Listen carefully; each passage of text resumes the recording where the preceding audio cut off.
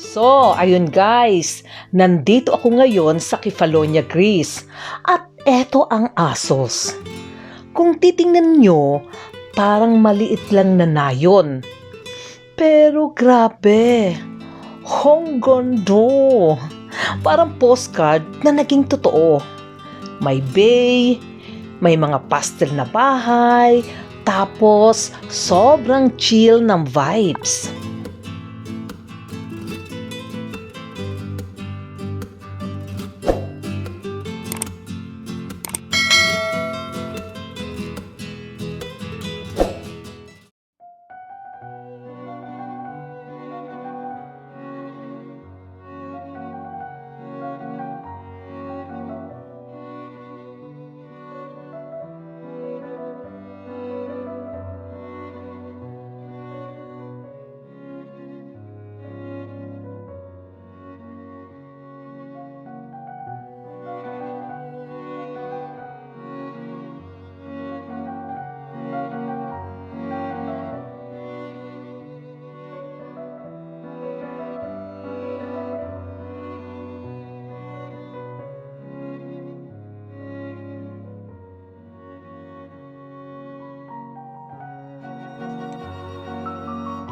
Ang Assos, sinimulan pa noong 1500s, panahon ng mga Venetian.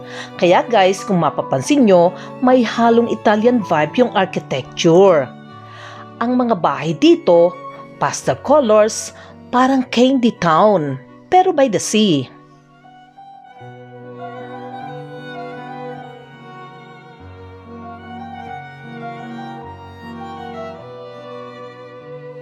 Sa taas naman, may ruins ng Venetian Castle. Noon, ginamit ito para depensahan yung lugar laban sa mga mananakop. Ngayon, parang tahimik na guardian house lang na nakatingin sa buong village.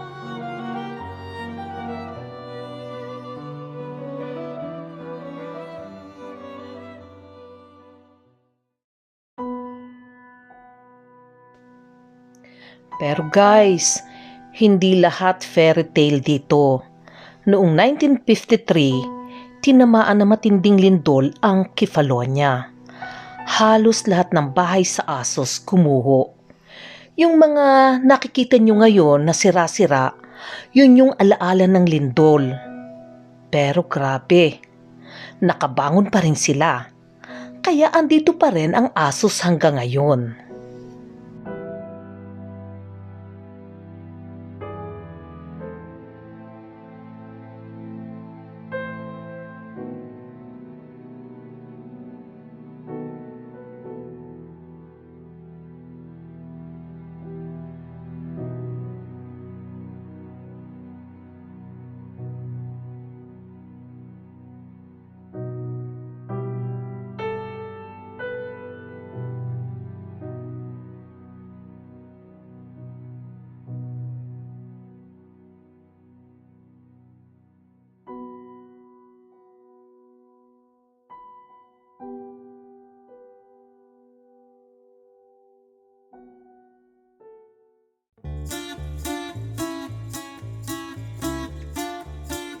Sa ngayon, tahimik na lang ulit yung Assos.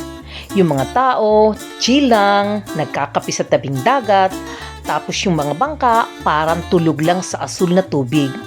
Walang pagmamadali, walang traffic, para kang lumipat sa ibang panahon.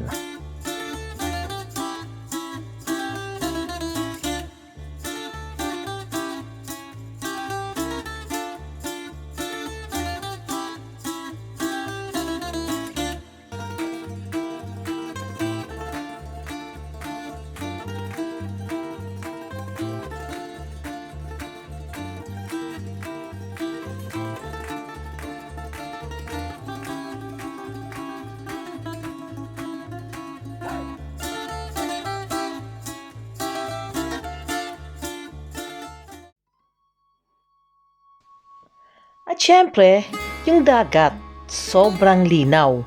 Parang pintura yung kulay turquoise. Kapag tumingin ka sa paligid, bangin, dagat, at kalmado lang na hangin. Parang mapapaisip ka na sana ganito na lang palagi ang buhay.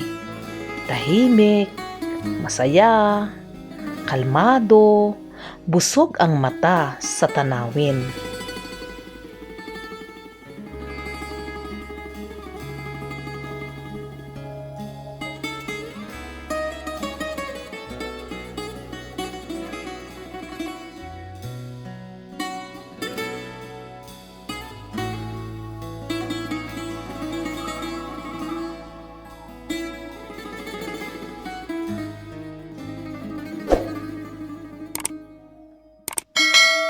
Kaya naman, kung sakali na mapadpad kayo sa Greece, wag lang sa mga sikat na lugar.